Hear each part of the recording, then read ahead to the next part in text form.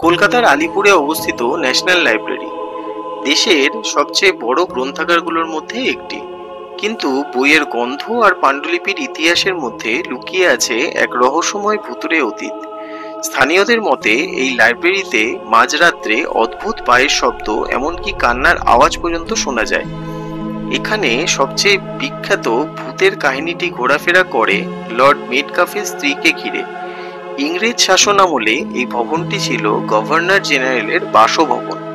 জনশ্রুতি অনুযায়ী লর্ড মেটকাফের স্ত্রী ছিলেন অত্যন্ত নিয়মানুবর্তী এবং পরিষ্কার পরিচ্ছন্নতার ব্যাপারে অত্যন্ত সচেতন। বলা হয় তিনি মৃত্যুর পরেও এই লাইব্রেরির বিভিন্ন ঘরে ঘুরে বেড়ান, যেন এখনো পরিষ্কার পরিচ্ছন্নতা রক্ষা করছেন। অনেক রাত্রিকর্মীরা বলেছেন তারা প্রায়ই হঠাৎ বাতাসের ঝাপটা, বইয়ের তাক থেকে পড়ে যাওয়া, এমনকি চেয়ার নিজে থেকে নড়ে যাওয়ার অভিজ্ঞতাও তারা করেছেন। 2000 সালে লাইব্রেরিতে একটি সংস্কারের কাজ চলাকালীন একটি প্রাচীন সিক্রেট টানেলের সন্ধান পাওয়া যায়, যা মুর্শিদাবাদ পর্যন্ত চলে গিয়েছে বলে ধারণা করা হয়। এই টানেলটির মধ্যে দিয়ে আনা নেওয়া করা হতো বন্দীদের। এই টানেলের সঙ্গেই জড়িয়ে আছে বেশ কিছু অদ্ভুত ঘটনা এবং অশরীরী উপস্থিতির গল্প।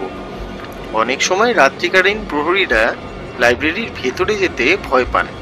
একাধিক কর্মীর দাবি তারা কেউ একজনকে অনুভব করেছেন, যিনি চোখের সামনে থাকেন না, কিন্তু তার উপস্থিতি স্পষ্টভাবে টের পাওয়া যায়।